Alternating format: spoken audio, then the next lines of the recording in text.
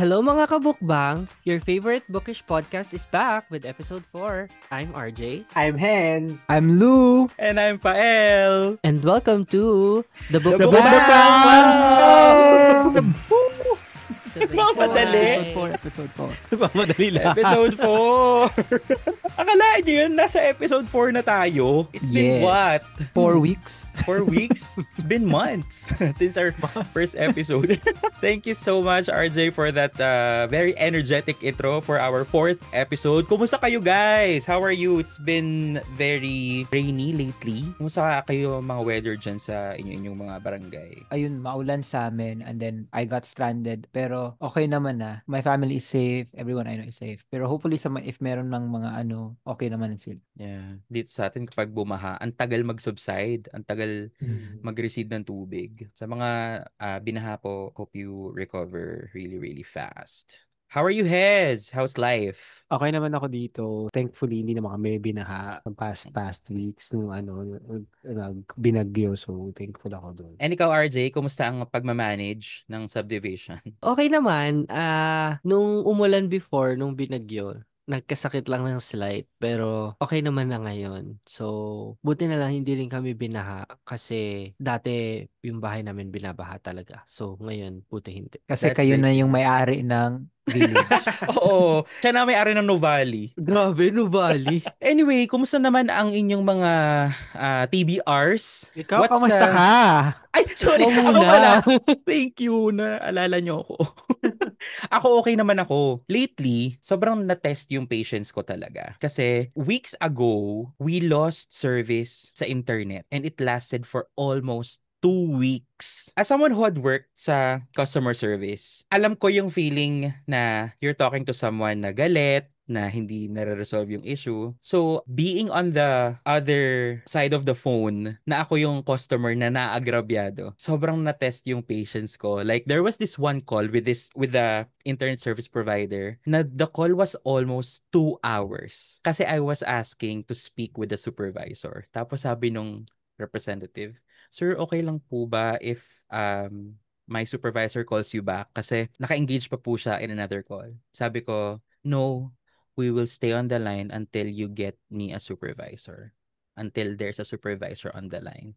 So, okay, sige sir, i-hold ko po muna kayo or mag-mute po muna ako. And then, the call was almost 2 hours. Ending, wala talagang supervisor na available. Pero, in fairness naman to them, they followed through with their promise that someone will call me back. So, may tumawag naman. Pero it still took us almost 2 weeks to have our connection back. I have to fight with them every single day. So, yun ang pinagdaanan ko nitong mga nakaraang Anong service linggo. provider yan? Para maiwasan. Charing. Dial up. Naabutan niyo ba yung dial up? Oo naman, di ba? Oo naman. Yes. Hindi.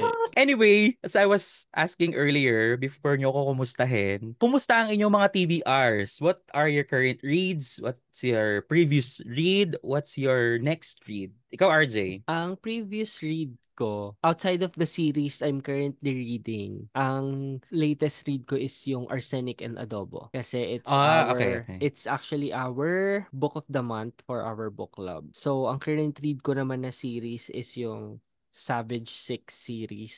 So, yun yung current read ko ngayon. As for my TBR, it's a never-ending list. Kasi every time I go on TikTok, like kada scroll ko sa TikTok ko, it's always book recommendation after book recommendation after book recommendation. So, punong-puno ng screenshot yung cellphone ko ngayon ng mga potential reads na nadadagdag sa TBR ko. So, Same. Ako hindi ko screenshot.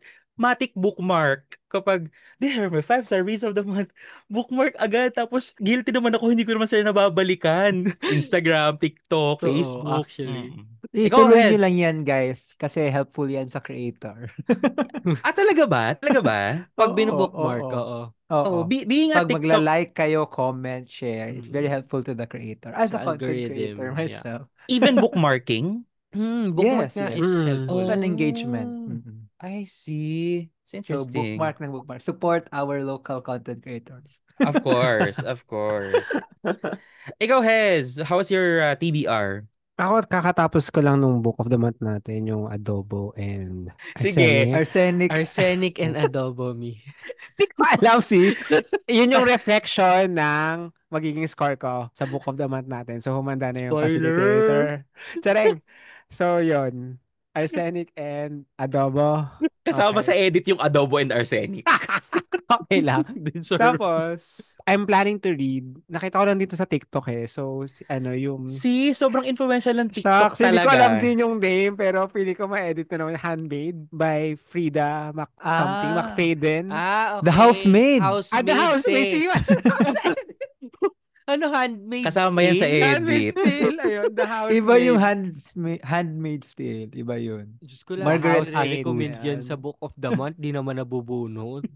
Mm. Ayun. So, yun, excited ako doon kasi parang marami ako nakikitang, parang buzz about it. The So, Housemaid. Oo. I think Yung sumali sa book club namin, guys, comment lang kayo. Oo, sali kayo. Yes. Yes, Sali po please. kayo. Gusto ko na palitan yung pangalan ng book club para mas inclusive. Hmm. Ikaw, Lou, how's your TBR? Thanks for asking, pal. Actually, I just started our book of the month, yung Arsenic Adobo kanina sa flight ko. So, naka 75 pages pa lang ako. Pero before that, I was reading this book called A Practical Guide to Sigbin Keeping. Do you know what Sigbin is? Yes, Mm. yes.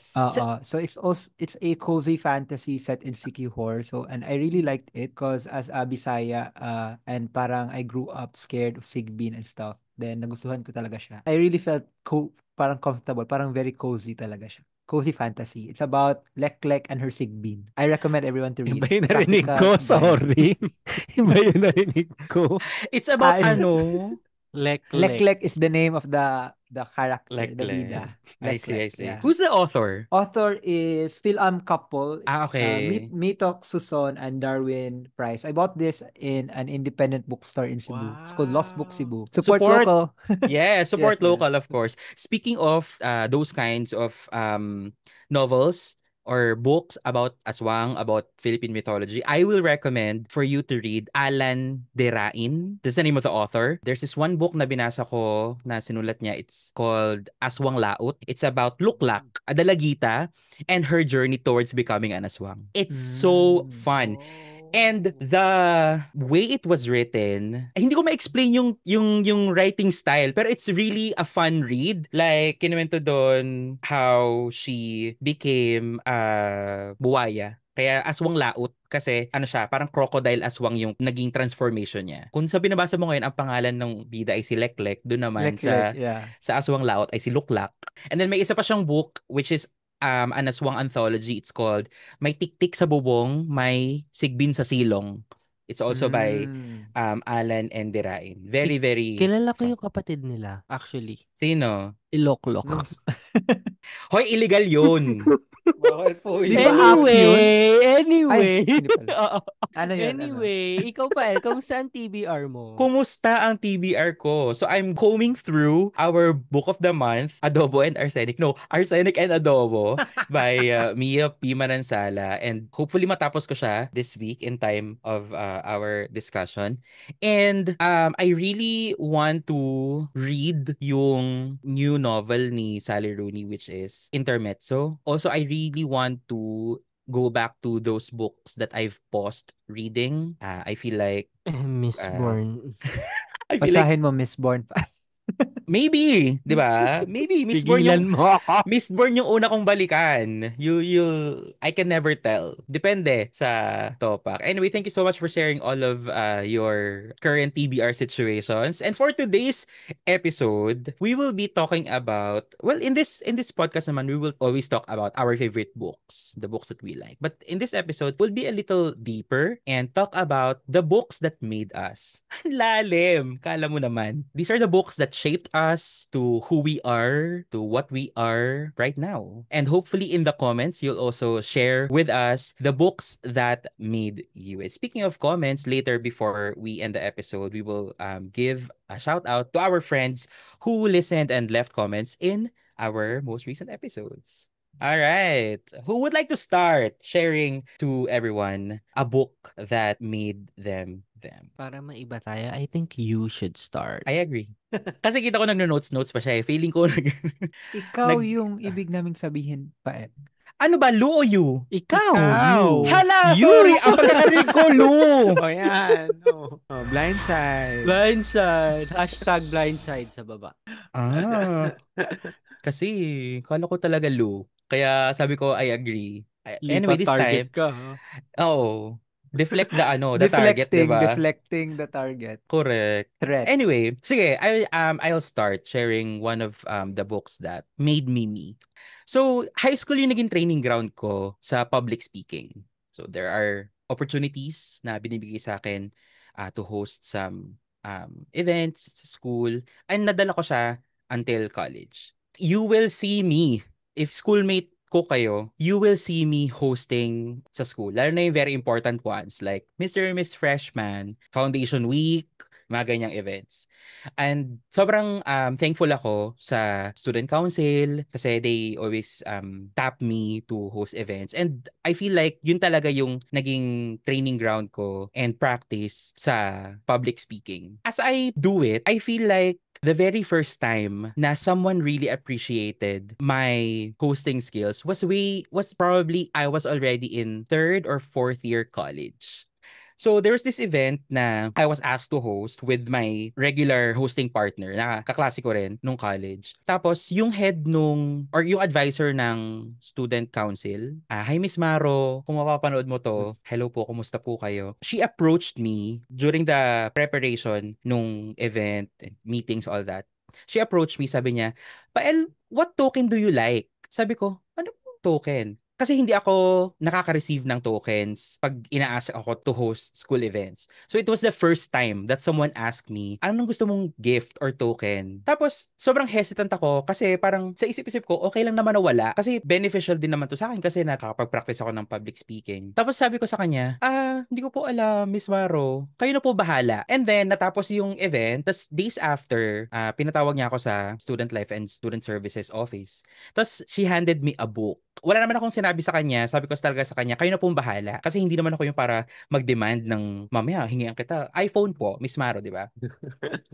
So sabi ko sa kanya, kayo na pong bahala. And then when I went to her office days after the event, she handed me a book. The book is Catherine Stockett's The Help, if you're familiar with that. Yung naging movie din. Movie. Correct. Starring Viola Davis. Emma Stone. Yep, Emma Stone. Yeah. And yung binigay pa niyang copy sa akin is a mass market paperback na yung movie cover pa. Tie-in. Yung movie tie-in cover. And at the time, wala akong idea what the book was about or what the story was about. And I think I enjoyed reading that book because of the reason I had that copy. It was a token of appreciation of something that I think I excel at. And that was the very first time that I felt like someone really appreciated what I do. I lost the original copy. I'm sorry, Miss Mara, I don't have the original copy or I don't have the book that you gifted me anymore. Pero I was able to locate an earlier edition that I bought in a thrift bookstore. Tapos yung isa kong friend na alam niya na favorite ko yung book na yon, he gifted me his own copy as well. Ayun, so The Help by Catherine Stockett is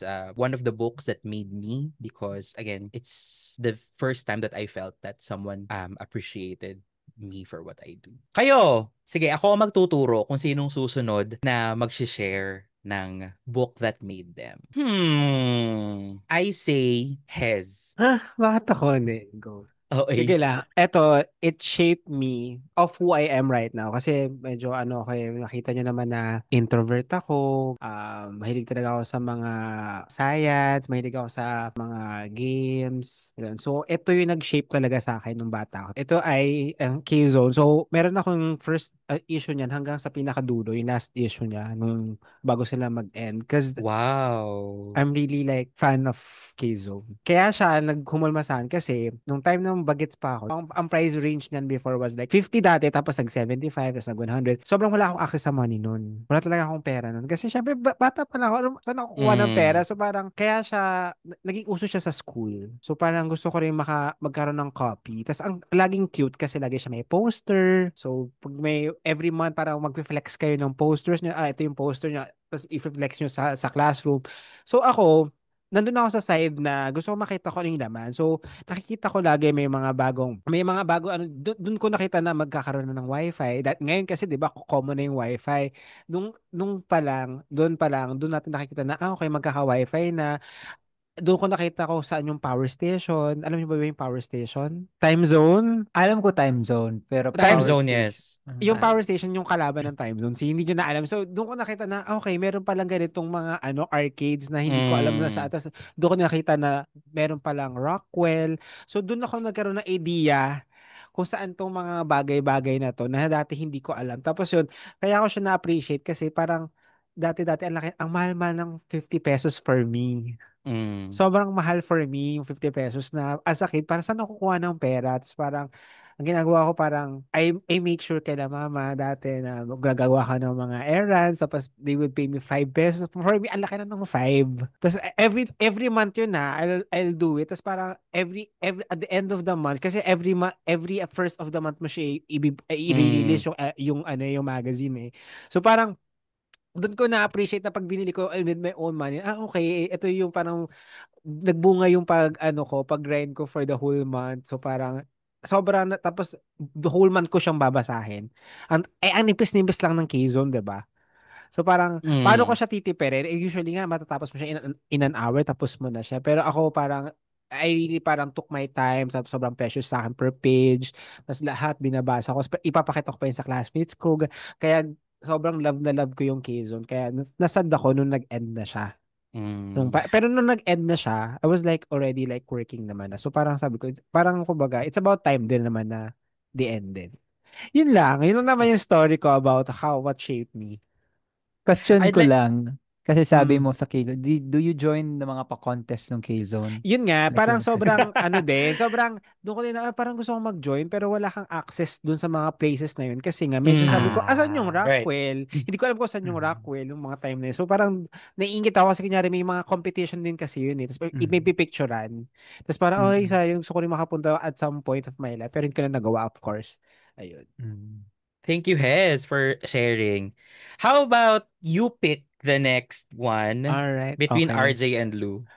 Teka, tignan sino mang tumitingin sa akin sa Parang feel ko mananarget. RJ. Go. So I think for me, I think this is actually a very obvious choice, I think.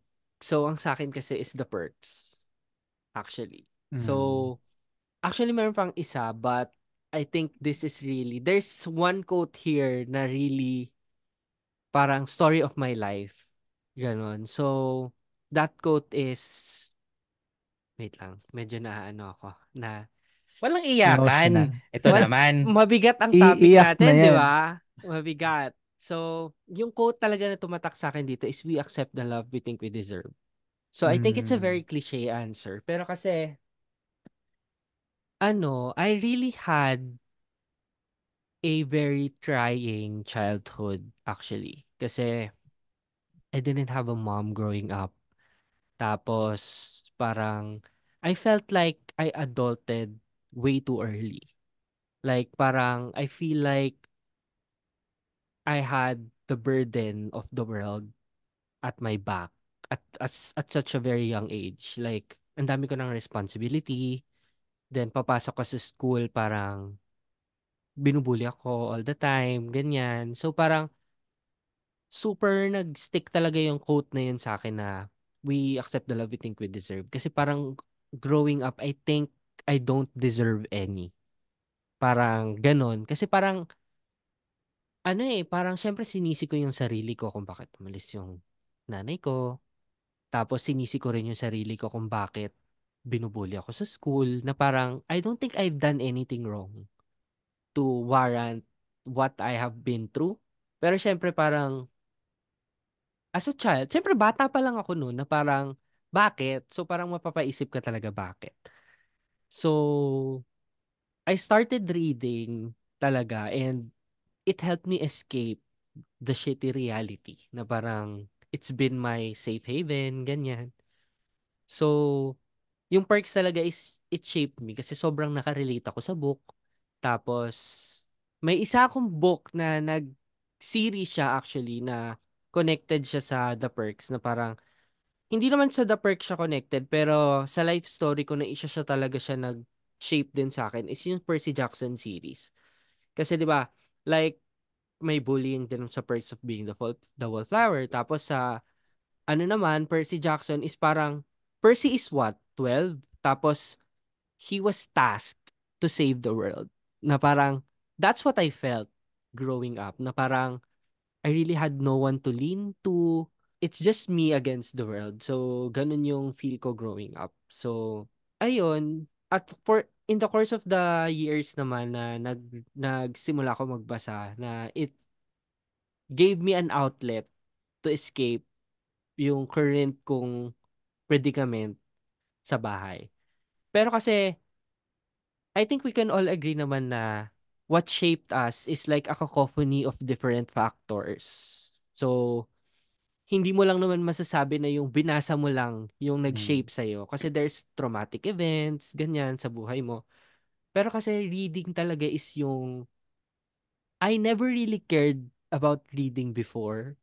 Pero once I started kasi talaga, it's something na I think this will be a very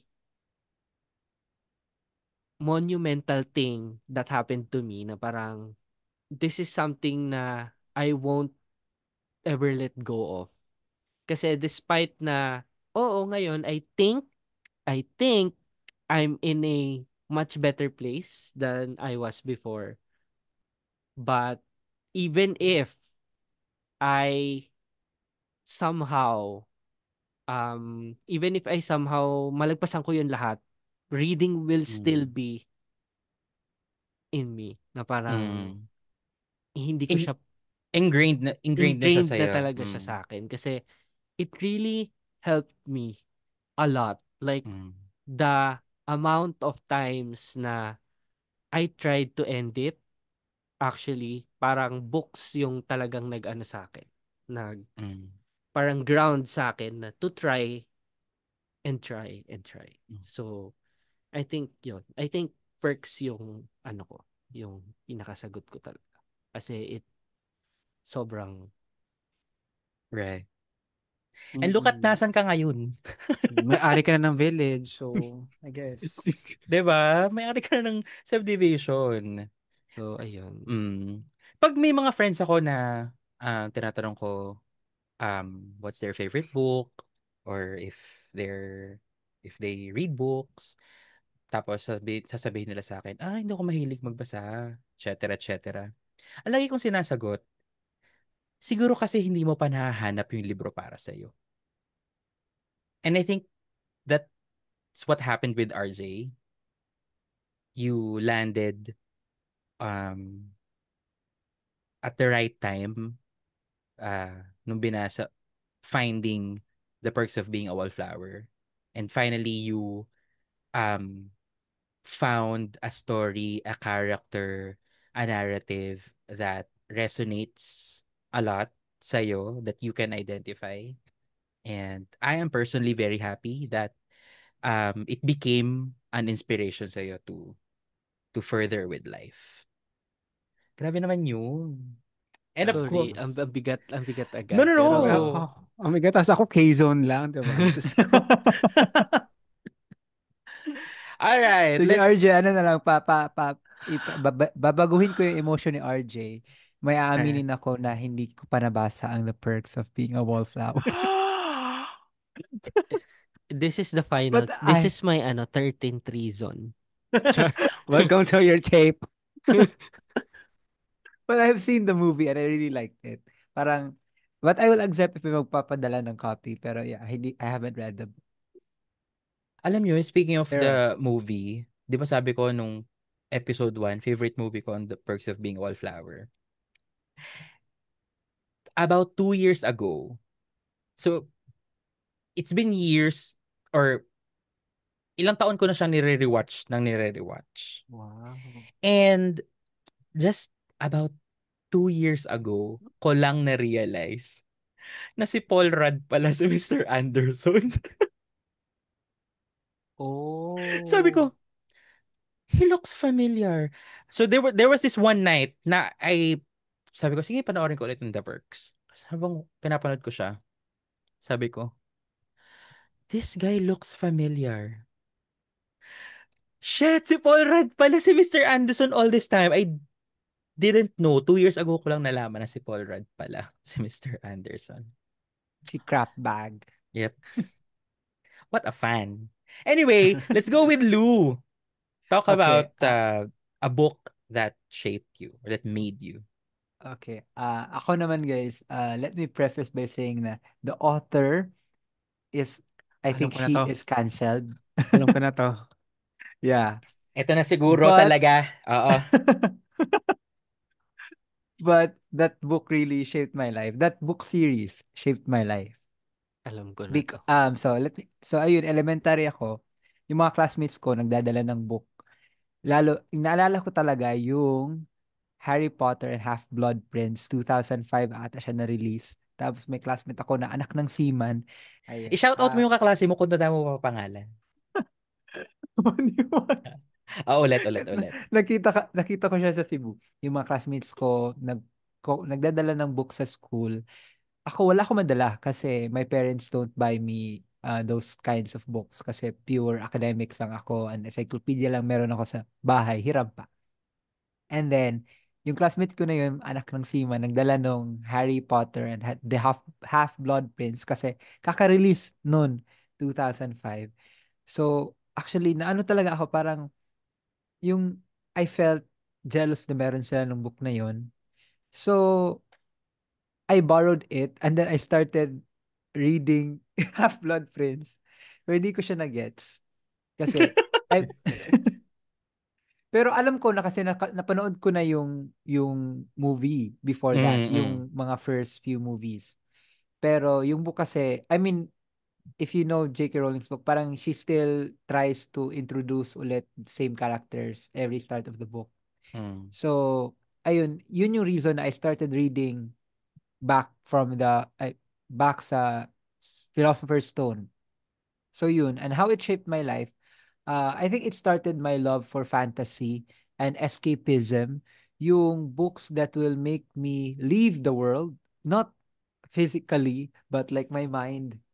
Mm. Gusto ko, hindi leave the world na ano, physical, not physical, but mentally yung escape talaga siya sa reality. Right. So, that's why right now I really love reading mga fantasy books like Brandon Sanderson and other types of fantasy. And then, speaking also of Harry Potter, until now, parang yung dreams ko na magpunta sa yung mga Harry Potter na mga sets, unti-unti ko na siyang na-achieve. Like, nagpunta ako sa Japan, yung sa mga Universal Studios na yung sa Harry Potter na world, yung the making of Harry Potter na studios din. Parang, sorry, na emotional talaga ako na ano lang yun dati, dream ko lang talaga na maging si Harry Potter, actually, yung maging wizard. Yung naghintay ako nung letter, yung may mga owls, like, that really was my childhood. And until now, I'm still expecting that letter from Hogwarts. And then, ayun, it shaped me because it made me a fantasy lover. It made me Mm. who I am right now, na I would prefer reading books and escaping from reality than facing what Mm. is real. So yeah, that's how it changed my life. Shaped my life pala. I remember when we went to Taiwan in when was that, Lou? Do you remember? Yes. Speaking of, December last year. ah, ah, ah. So, we went to this bookstore. Tapos, syempre, puro Chinese yung books doon. Tapos, nakita ko yung Mm, set ng Chinese version ng mm, Harry Potter. mm. Chinat ko talaga agad si Lou. Sabi ko, Lou, I have here Chinese version. Meron ka na ba? Tapos yon binilhan ko siya. Pero binayaran naman niya sa akin, syempre. Wala akong perang panlibre. Ayan. Yes po. To ano pala, kalimutan ko. Ba't ko nakalimutan? Pero yeah, every country that I go to, I buy a translated Harry Potter book. I'm so sorry if I'm supporting J.K. Rowling. Stinop ko na actually. I stopped buying. I went, kasi parang, the last time that I bought the Japanese book, then hindi na ako bumili ng, I've been to Japan 4 times. I only bought a Mm. Harry Potter na Japanese book. Pero all the other countries I've been to, I go to a bookstore and then buy a translated version. Ganyan ako ka Mm. addict sa Harry Potter. Pero I know that J.K. Rowling is canceled. Pero yeah, ayun, my love for it Yeah. still stayed. Yes. Mm. Understandable naman. Especially for someone like you who really grew up sa world ng Mm-mm. Hogwarts. Yeah, it's really Mm-mm. hard to let go Yeah. of a story that you really loved, especially Mm-mm. from being a kid. Mm. Yeah. So Yep, yep. before we proceed, gusto ko lang din i-echo yung sinabi nga ni Lou na yung ayaw nga i-face, yung parang kaya gusto niya yung fantasy kasi ayaw i-face yung reality. Na parang Mhm. I fuck with that. Like parang Mhm. I agree na parang kaya fantasy will always be one of my favorite genres kasi it brings you the much needed escape nga dun sa Yes. reality. Lalo na if you don't want to face. Kasi parang, that's why I love fantasy. Kasi step by step you are being transported Mm. into a world na you wish you are a part of. So I like talaga yung mga fantasy na may super great na world building, kagaya nga ng Mm. Harry Potter, despite the cancelable take nga ng author. Kaya yung sinabi ko rin kanina na aside from perks of being a wallflower, Percy Jackson talaga yung isa sa pinaka nag-shape din sa akin. Kasi nga, Diyos ko, parang ini-imagine ko talaga na son ako ng God. Na parang demigod ako. Like parang, that's been my mantra na sa buhay na parang, gusto ko din kasi ayoko na Mm. dito. Parang ganon. So, gusto ko lang i-echo yung sinabi ni Lu kasi sobrang, it's so real na take. Shout out ko lang sa classmate ko na high school na hiniram yung Percy Jackson ko na VCD. Hindi pa rin nasasauli. Pero Wala shout na out. yun, Kung be. nakikinig. Huwag ka nang umasa. Huwag ka na umasa, wala na yun. Pero Alam mo, malay mo, ano makita name, niya to. para Tapos, malay mo may reach. Nakakatawa yung malay VCD. mo, makita niya nga to, di ba? Tapos ibalik sa'yo bigla. Oo nga. Mm-mm. Anong Kung si pangalan ng... Hazel bumibili nung K-Zone magazines, ako yung sinisavean ko naman is mga VCD. Tapos ako yung nagpapahiram sa mga Oh. classmate ng mga VCD. Hindi Oh. nasasauli. Ako Hindi mo you, naman pinaparentahan. Hindi ka naman parang Video City na nagpaparenta ng Oh. ano. Huwag na nating pag-usapan yan. Oh. kung si Hezk Zone, ako naman Yu-Gi-Oh cards. Talaga, Mm. yun talaga. Pati Pokemon card, syempre. Pero Yes, yes, masyadong yes. maraming Pokemon fan dito. Ayan, yung Siya. dalawa. Si Lahat tayo Hez. actually, di ba? Lahat Mm. tayo. Pokemon enthusiast. Mm. So, All right. Next go.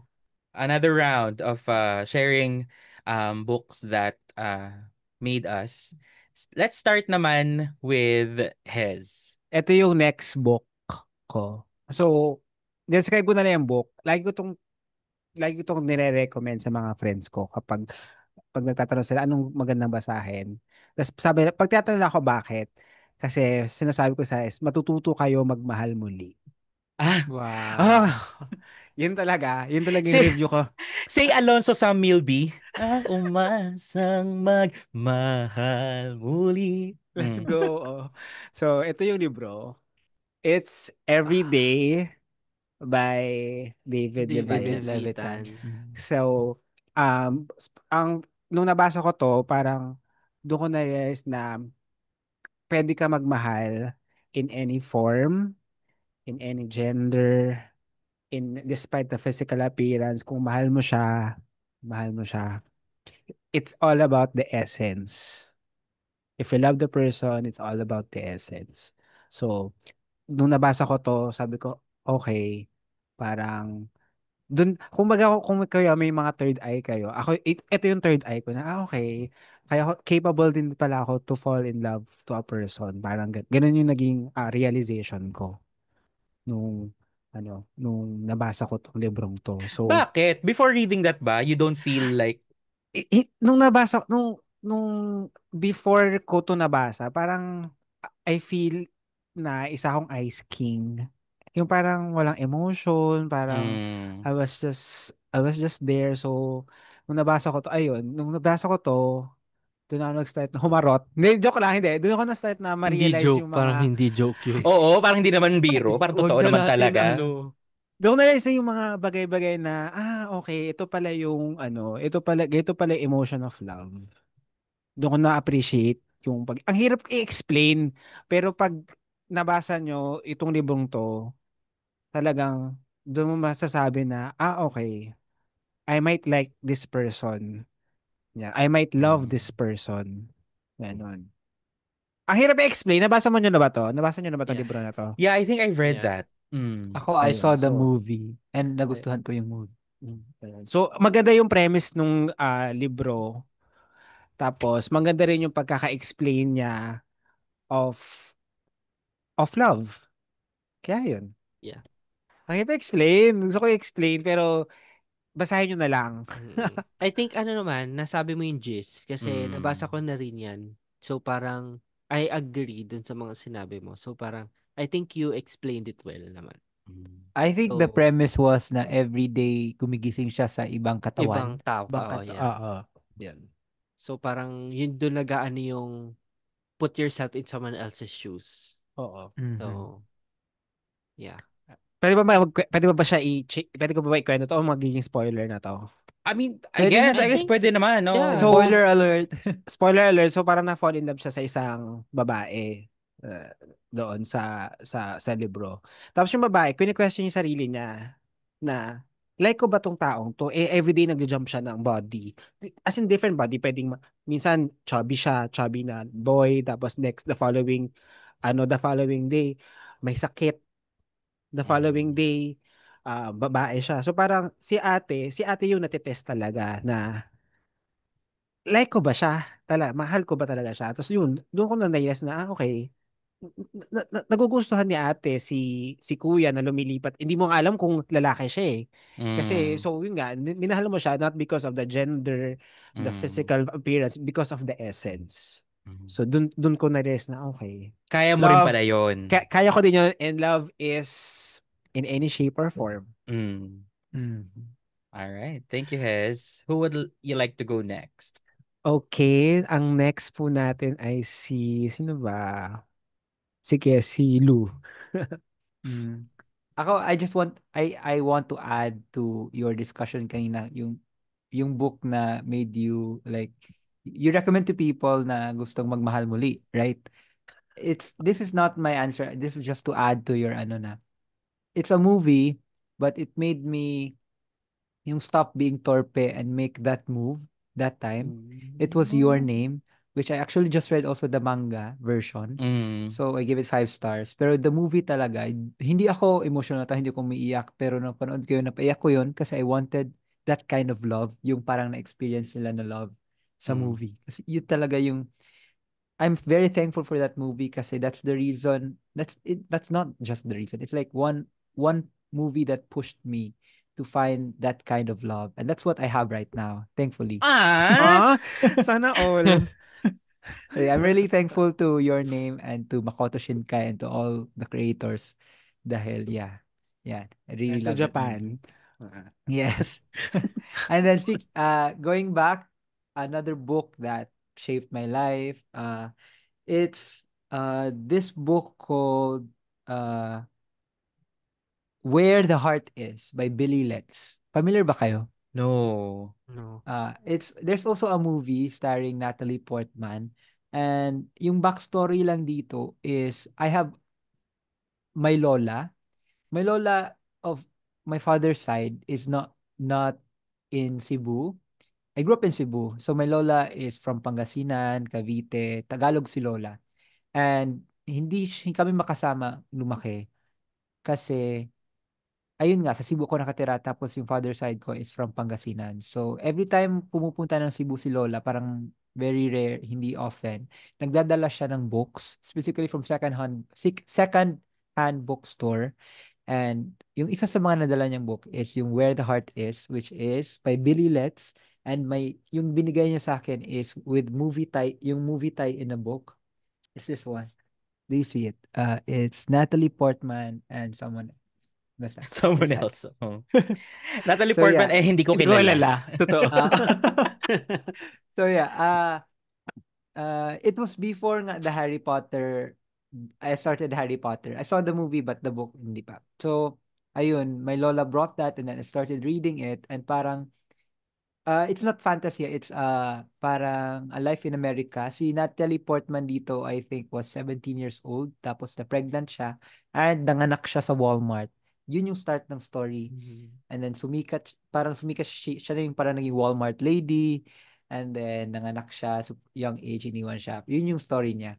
And then, the thing, meron dong character na parang inampon nila si Natalie Portman and yung anak niya kasi Natalie Portman had no one except that family na nag-adapt sa kanya and then so ayun parang nakita ko yung lola ko doon so spoiler alert namatay yung nag-adapt sa kanya dahil nag-hurricane alam niyo naman sa Amerika Mm. and isa siya sa victim sa hurricane so parang bata pa lang ako parang nag-grieve ako kasi sa death of a character Mm. and then ayun yung book na yun talaga, favorite ko yun nung childhood. And then every time na nakikita ko yun, naalala ko yung lola ko who already passed. And then, ayun, kaya it had an impact in my life. Nasa book ko pa rin siya kasi hindi ko ma-dispose yung book na yun. Yun na lang yung book na kahit super pangit na, second hand na siya, super brown na, grabe na yung foxing. I still keep it with me and I'll probably keep it with me forever because it reminds me of my Mm. grandmother. So, Mm. ayun. Yun siya. Ang ganda nun, no? Mm-mm. Not necessarily the story yung nag-resonate sa'yo, but the reason why you had that book Yes. or the reason why you Mm-mm. were able to read that was because it was a book that your lola gave you. Yes, yes. All right. Thank Yeah. you, Lou. Who would you like to Sige, go sige. next? Sige, kay RJ tayo para last si Pael. Ay, Okay. Go, RJ. so, weirdly enough, yung sa akin is, I don't think it's a choice that someone would think of. Like, so, yung isa pa na, actually, there are a lot of books na hindi ko sinasabing nag-shape sa akin, pero ano kasi ako kasi I'm a very emotional reader. Like, all the books I've read are important to me. Whether one star yan, whether it's a one-star read or a five-star read, it has an effect on me na hindi ko makakalimutan. Parang ganon. So, etong book na to, this helped me when I was at one of my lowest na ano, papakita ko na lang. It's Anna and the French Kiss. It's a Oh. weird choice. I get it. Like parang it's your typical YA romance book. Pero kaya hindi ko siya makakalimutan and kaya this is important to me kasi it's it helped me at one of my lowest moments na parang self you don't have to have everything figured out always na para sorry na you don't always have to have things figured out agad-agad. It there's no shortcut to life. Like para talagang pagdadaanan mo yung papagdadaanan mo. So don't feel bad kung you don't have it all figured out yet kasi the time will come. And di ko sinasabing merong parang timeline in things like hindi mo mafi-figure out yun agad. So just continue to do what you do. Ayun. So that's why this book is important to me kasi nung talagang I remember after reading this, I had like a wistful feeling na magkakaroon kaya ako ng ganun. Like, kasi parang ano sa Paris kasi as far as I remember, Paris ang setting nitong Anna and the French is French nga 'di ba? Anna and the French Kiss. So, it's one of the place na gusto kong bisitahin talaga. Before ha. Like ngayon, yes, gusto ko pa rin naman siya bisitahin. So, yun yung mga factor na kung bakit isa to sa important book in my life. Mm. So, Another one, tatapusin ko na dito. So, yung sa aking bit. Another one is this book, which Pael is very, ano, very acquainted with. So, it's Him by Sarina Bowen and El Kennedy. If I remember correctly, I mentioned this on episode 1 na Yes. yung sa tato, Mm. at dito yung book na may gusto akong ipatato. Yung bembangan. Yung Bembangan. bembangan. Pero hindi bembangan talaga. So, ito is a more recent one. So, 2022 lang siya. So, 2022 ko siya nabasa, I believe. So, I can't really say na it shaped me that deep, pero it did Mm. in a way. Kasi, I've always had the fear of rejection. So, in this book, it kind of tackles that na parang Wes was so terrified to reveal his feelings kasi nga Jamie is straight. So, yung self-discovery din dito sa book is para it highlights na identity isn't always clear-cut. Like, your exploration sa sarili mo, it can lead to like a deeper self-acceptance, I'd say. So, parang etong book talaga na to is super close to my heart. So, I recommend kung basahin nyo. Kung mahilig lang naman kayo sa gantong book. So, I remember saying na episode 1 is least consumed ko yung Friends to Lovers. Pero ito kasi is a Friends to Lovers done right. So, this is, yeah, chef's kiss. So, yun yung mga other pang books na tumatak sa akin. Ano pala about yung Anna and the French Kiss, Arch?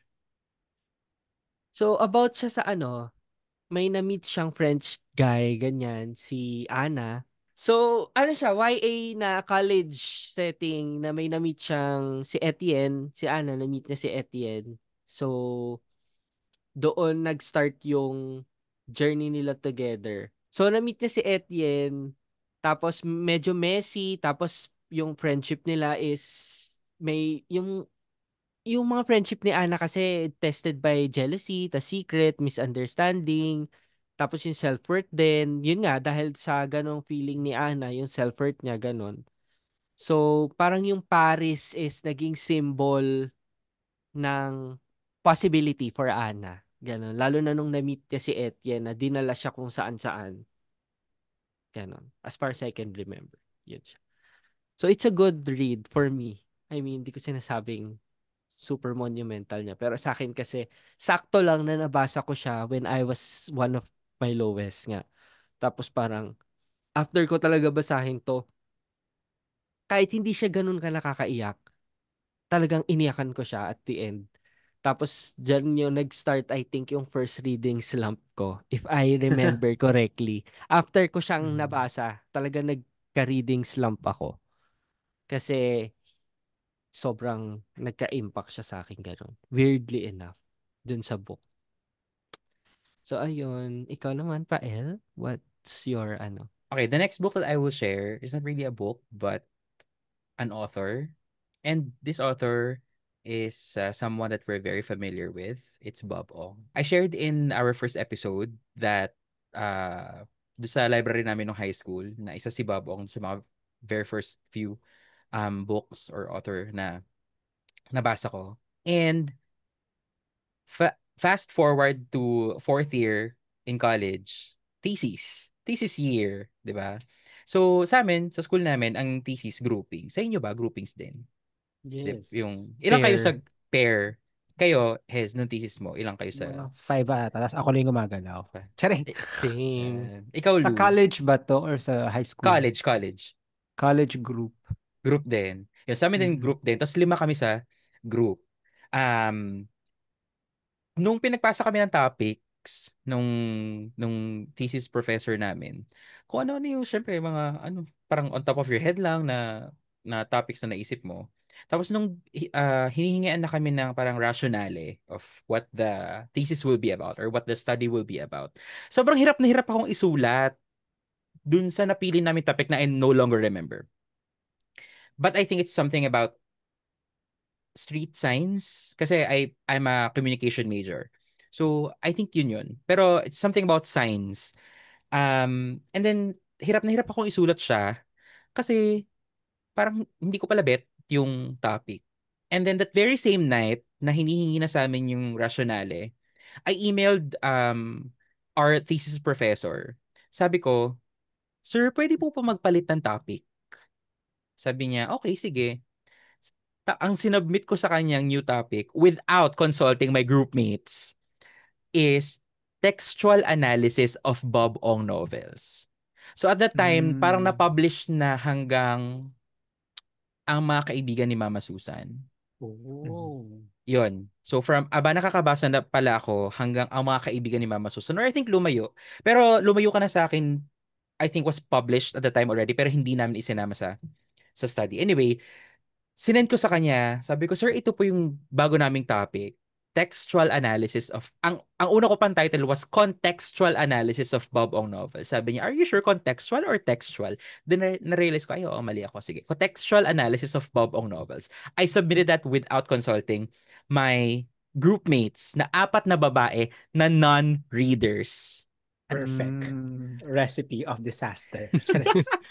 So, Decision ka pala, Mia. decision talaga ako. Kasi naisip ko, I don't want to like badmouth my groupmates.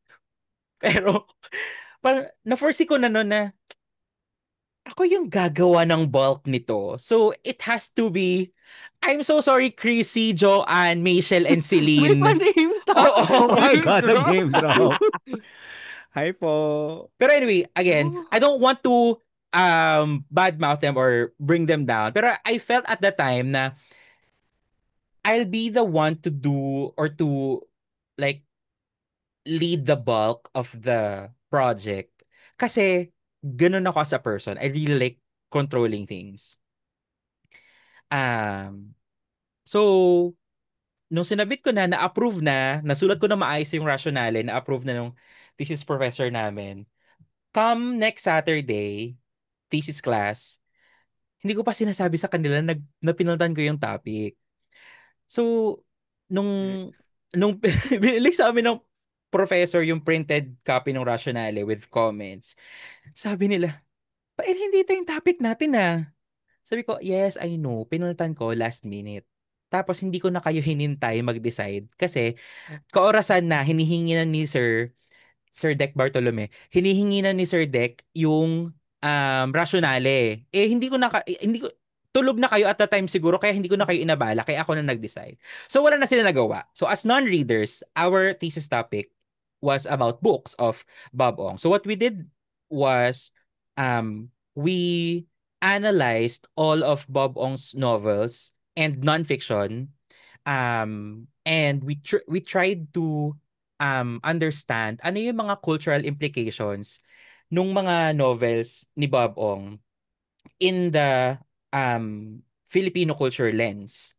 So, as we were, syempre, to do a textual analysis, you have to read all the novels. And ako, as someone who has read all the novels, sobrang easy na sa akin magre-read kasi I'm already familiar with the work.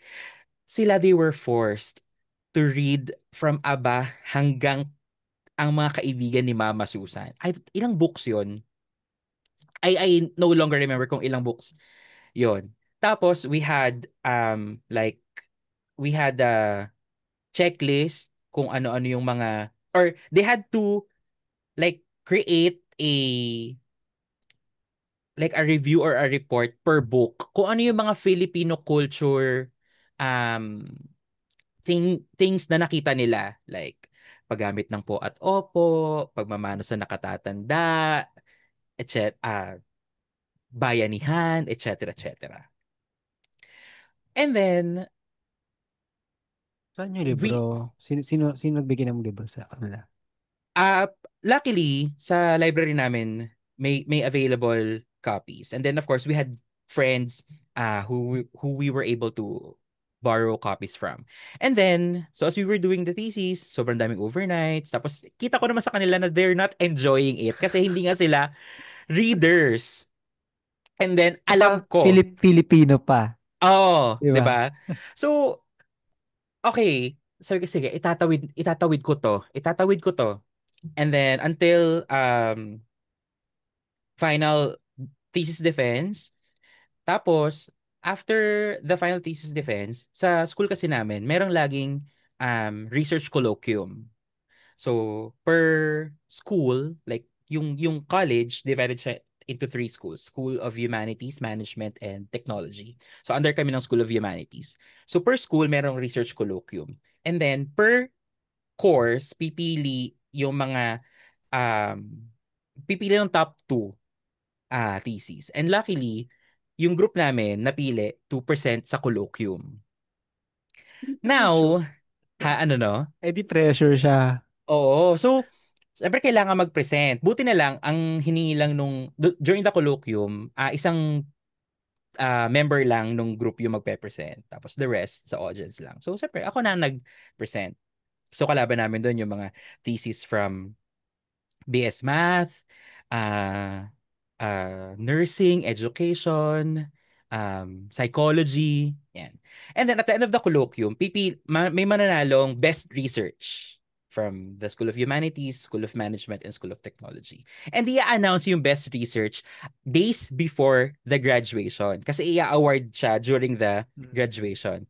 And hindi nyo alam kung gaano ako sobrang saya when our research won best Oh research my God! under the School of Humanities. Ang mga kalaban ko noon, ang mga kalaban ng Oh, group namin noon was yung just isang say it. isang ano, Play yung mo isang group na. sa amin sa BA Com. Ang thesis naman nila was sobrang sobrang fun ng thesis nila. It was they mapped the success factors of movies by Kathy Garcia Molina. Uy, ang ganda. Tapos so lahat ng movies ni Miss Kathy, hindi na siya Kathy Garcia Molina ngayon. I forgot her because she Sampan. remarried. Yeah, yeah, something like that. I forgot. They interviewed Direk Cathy, ganyan. Tapos syempre, nung interview nila si Direk Cathy, ay, nainggit ako. Sabi ko, hindi pwede. May i-interviewin din tayong related kay Bob Ong.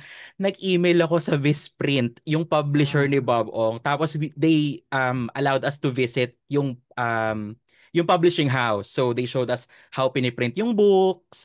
Tapos binigyan nila kami ng parang uncut na mga pages ng mga kaibigan ni Mama Susan na I no longer have. Hindi ko na alam kung saan sila napunta. But yeah, yun. Tapos, in-interview namin yung publisher ni Bob Ong. Tapos, during the interview, may isang lalaking nakaupo sa office chair. Tapos, nakatalikod siya sa amin. So, we were like, siya kaya si Bob Ong?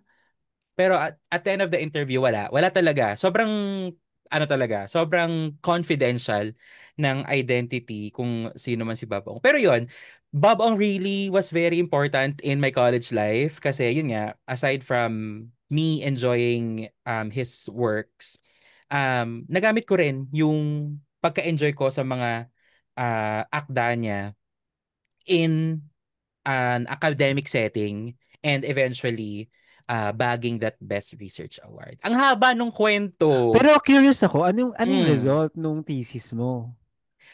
Yung uh, I no longer like clearly remember everything. Pero the goal of the thesis was to show na culture na doon sa mga sinusulat ni Bob Ong, um, ang foundation niya is Filipino culture.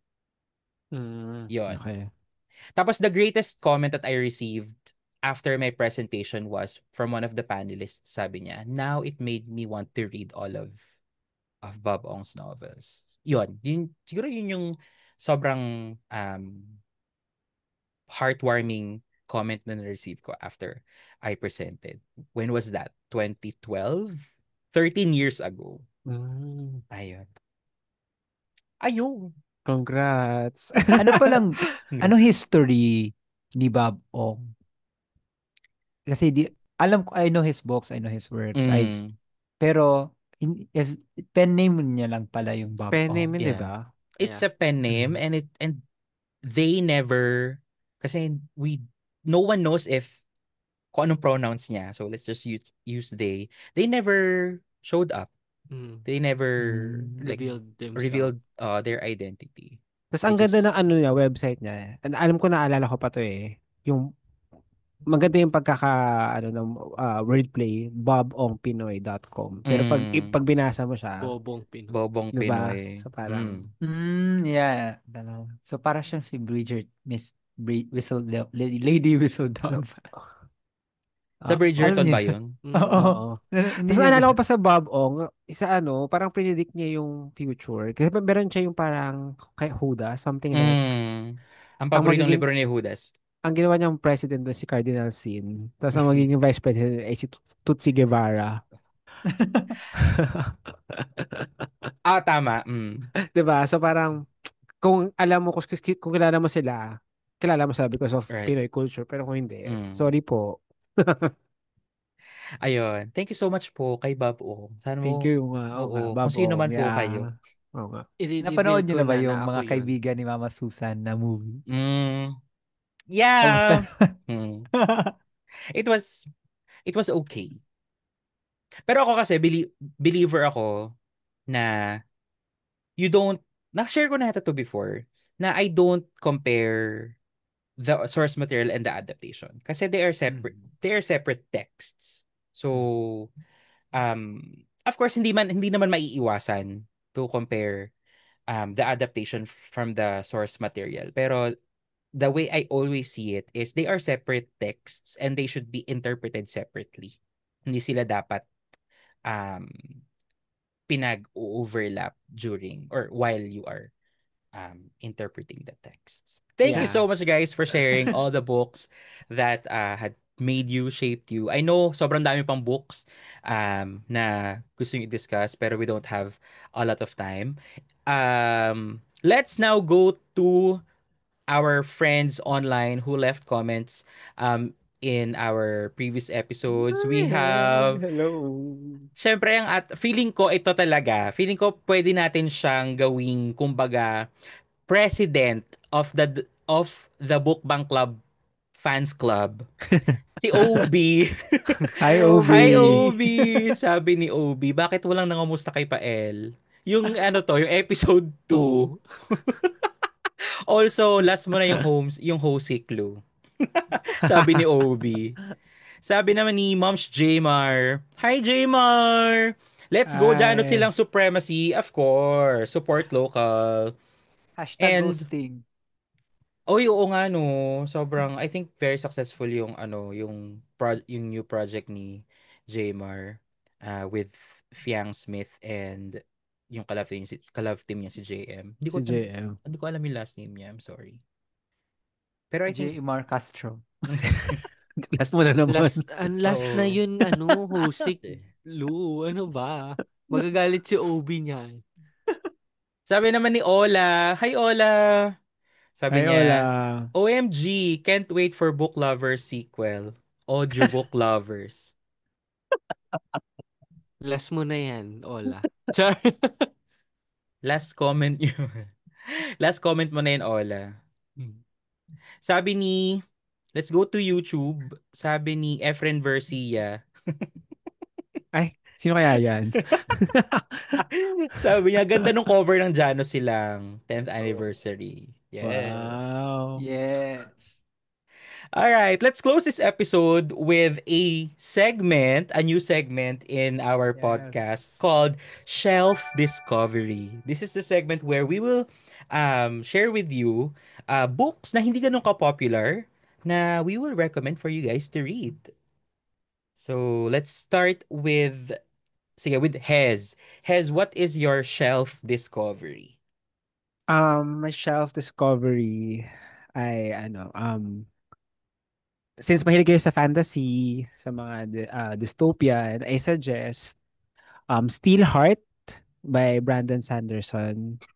Oh, Ito na shout naman tayo out sa pa, Brandon El. Sanderson na naman. Brandon Sanderson to kasi ito yung first book ko kay Brandon Sanderson. Tapos nung nabasa ko to, lock in ako kay Brandon. Sabi ko, ay, magaling si Kuya magsulat. 'Di ba? If you love the Boys na series sa Prime Video, Mm. you will love this kasi mas una siyang nakaisip nito. Hindi ko sure baka I may be wrong, pero Mm.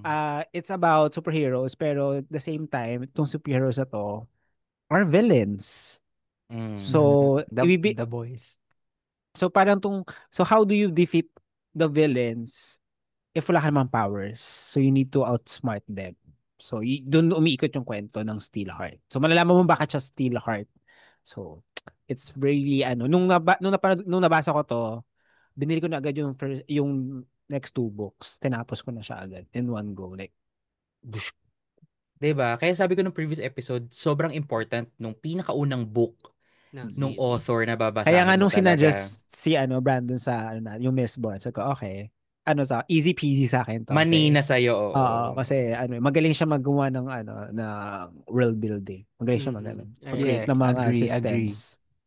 Tsaka as far as I know, yung series na Wheel of Time, hindi siya natapos nung original author ni Robert Jordan, if I'm Mm, correct. At si Brandon Sanderson yung tumapos nung series. tumapos. Oh. Ganon siya kagaling. Parang he reviewed yung mga notes ng author, tapos from that, tinapos niya yung series. Like two more books yung sinulat niya after the original author's death. Ang galing. Ikaw, RJ, what is your shelf discovery? Ay, Ako, Ay, shelf. talagang may perhaps, may ginawa ko yung oo. akin. Nakakainis naman. Yung May sa Sige. akin, I may don't think pa-presentation. this is well known sa Philippines. Mm. It's also a fantasy book. It's called Legendborn. Oh. Sobrang Na. kapal niya. So this is a really underrated fantasy book. Tapos Book of the Month pa yung kopya niya. Oo nga. BOTM, BOTM. yes. So, it has a very unique magic system. So if I were to ano ba yan? If I were to explain kung paano yung magic system niya. So basically it's they are descended from the knights of King Arthur, I believe. So parang scion sila and all. So they inherit the magical ability of kung sino man yung na-inherit nilang knight ni Mm. King Arthur. So this follows a 16-year-old girl na black. So black siya. So may themes din na related doon. So this is very underrated. I rated this 5 stars. If you haven't Wow. read this yet, do it. May Nakikita kopya ko ako actually yan sa niyan. book talk. Nakikita ko din yan sa book Mm. talk. Madaming nagre-recommend. Mm-mm. Mm. May kopya ako niyan. Nasa TBR ko pa rin siya hanggang ngayon. Ikaw, Saan yung Lou. binibili yan sa Holy Book? Ako na ba? Hindi, Sige, for ito me, BOTM ko to binili. So may okay. subscription siya na 1.3 yata yan. Tapos naka-box. Mm. Propagandas I'm not falling for. Chares! Go. Sige, ako Sorry. naman Go, guys, Lou. it was a book of the month natin sa book club natin, which you guys should join. It's Migrations Sabi by na. Charlotte McConaughey. Yes, it's Migrations because uh, I checked my Goodreads, naka 3 stars lang to, pero hindi ko in-expect talaga na magugustuhan ko to. It's about a scientist who followed the migrations of the Arctic terns, which are the birds na may pinakamahabang migration season.